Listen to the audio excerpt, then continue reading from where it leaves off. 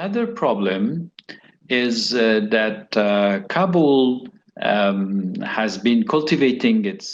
دوسرا مسئلہ یہ ہے کہ کابل مخصوص فورس جسے وہ کمانڈو فورس کہتے ہیں کی تیاری پر کام کرتا رہا ہے، جن کی تعداد تقریباً 30,000 ہے، مگر امریکی تربیت یافتہ ان 3 لاکھ فوجیوں سے جو ملک بھر میں تعینات ہیں ملک کی اعلیٰ ترین قیادت کی بات نہیں ہو رہی۔ صدر اشرف غنی ہمیشہ کمانڈو فورس کی بات تو کرتے ہیں مگر انہوں نے کبھی عام فوجیوں سے ملاقات نہیں کی۔ افغانستان کے لیے امریکہ کے نگران ادارے سیگار کی رپورٹ ہے کہ ان فوجیوں کی تنخواہوں کا ایک حصہ بدعنوانی کی نظر ہوتا رہا ہے، اور ایسی ویڈیو رپورٹس بھی افغانستان میں گردش کر رہی ہیں جن میں فوجی مثال کے طور پر کہہ رہے ہیں کہ انہیں کھانا میسر نہیں، خصوصاً اگر انہیں طالبان نے گھیر رکھا ہے اور 2 یا 3 روز کی لڑائی کے بعد ان کے پاس خوراک ختم ہو جاتی ہے، گولہ بارود ختم ہو جاتا ہے، اور ہوائی جہاز، وہ مشہور ہوائی جہاز جن کی ذمہ داری ان تک رسد پہنچانا ہے، وہ نہیں پہنچ پاتے تو انہیں ہتھیار ڈالنے پڑ جاتے ہیں۔ پہلی بات تو یہ ہے کہ جو ایک بد انتظامی ہے جو کرونک ہے، جس میں مسلح افواج کے دیگر جو یونٹس ہیں، جو دیگر ادارے ہیں،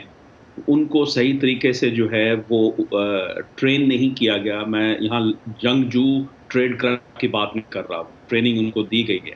لیکن ایک چیز ہوتی ہے will to fight, intent to fight,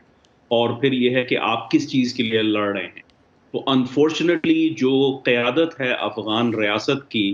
اس نے یہ چیز جو ہے ڈیولپ ہی نہیں کی، اس کے اوپر یہ فوکس ہی نہیں کیا۔ تو جب پریشر پڑا، جب تک امریکہ کی فورسز تھیں، امریکہ جو ہے چاہے وہ فزیکلی تھی چاہے وہ علامتی طور پہ تھی، تو تب تک تو وہ لوگ جو ہے اپنی ڈیوٹیز کرتے رہے جس حد تک وہ کر سکتے تھے۔ جو ہی امریکہ نے جو ہے اعلان کیا، پھر اس کے بعد انخلا جو ہے مکمل کرنے کی بات آئی، تو آپ دیکھ رہے ہیں کہ طالبان نے چڑھائی کی اور پھر ان کی کوئی مزاحمت نہیں ہو رہی۔ تو وہ یہ مزاحمت اس لیے نہیں ہو رہی کہ ول نہیں ہے فائٹ کا۔ کل صدر بائیڈن نے یہی بات کی تھی کہ دیکھیں اسلحہ بھی ہے، تنخواہیں بھی ہم دے رہے ہیں، ہم نے ٹریننگ بھی دی ہے، ایئر سپورٹ بھی دیتے رہیں گے، دوسری ملٹری معاونت، انٹیلیجنس معاونت کرتے رہیں گے، لیکن لڑنا آپ کو ہے۔ اگر آپ لڑیں گے نہیں تو پھر یہی حشر ہوگا جو ہم دیکھ رہے ہیں۔ جی کامران، طالبان نے اس بار افغانستان کے شمال میں اپنی کارروائیاں شروع کی ہیں جو کہ کبھی ہم دیکھتے تھے کہ ان کا گھر نہیں رہا، یہ کتنا اہم ہے اور یہ علاقے جو ہیں حکمت عملی کے لحاظ سے کتنے اہم ہیں؟ جی ملٹری اسٹریٹجی کے لحاظ سے بہت اہم ہے، کیونکہ دیکھیں یہ جو علاقہ جات ہیں، یہ جو تقریباً آدھے درجن جو صوبے ہیں شمال مغرب کی جانب، آپ جوزجان سے شروع ہو جائیں اور بدخشان تک چلے جائیں، یہ کابل انتظامیہ کا اسٹریٹجک ریئر ہے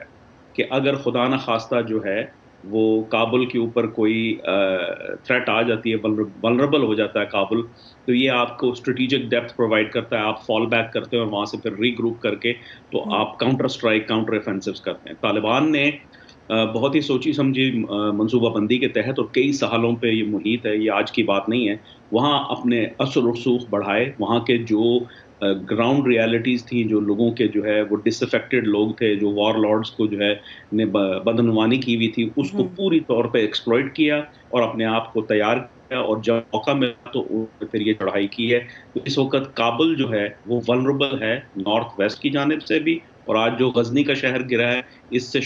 جنوب کی جانب سے بھی جو ہے وہ ولنریبل ہو چکا ہے۔ جی آپ نے کابل کی بات کی، اور اس بارے میں جو امریکی انٹیلیجنس ادارے ہیں وہ اس خدشے کا اظہار کر رہے ہیں کہ کابل 90 دنوں کے اندر جو ہے وہ طالبان کے کنٹرول میں جا سکتا ہے۔ کیا امکانات ہیں؟ کیا یہ خدشات کس حد تک درست ثابت ہو سکتے ہیں؟ دیکھیں یہ جو اس کو کہتے ہیں IE کہتے ہیں، انٹیلیجنس اسیسمنٹ کہتے ہیں، تو یہ انالیسس ہوتا ہے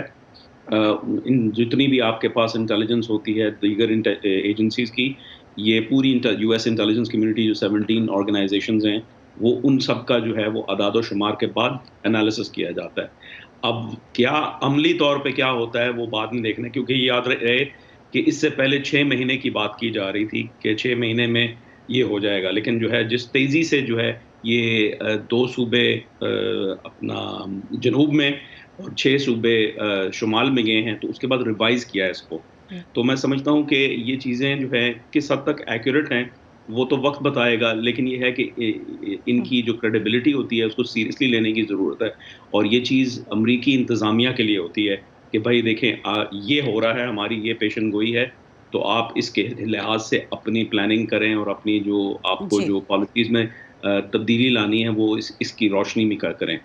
کامران، سفارتی کوششیں جاری ہیں. دوحہ ایک بار پھر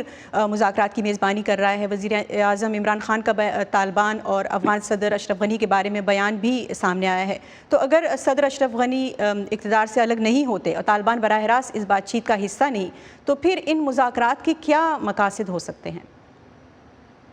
دیکھیں میں وہ عائشہ تنظیم کو بھی سن رہا تھا اور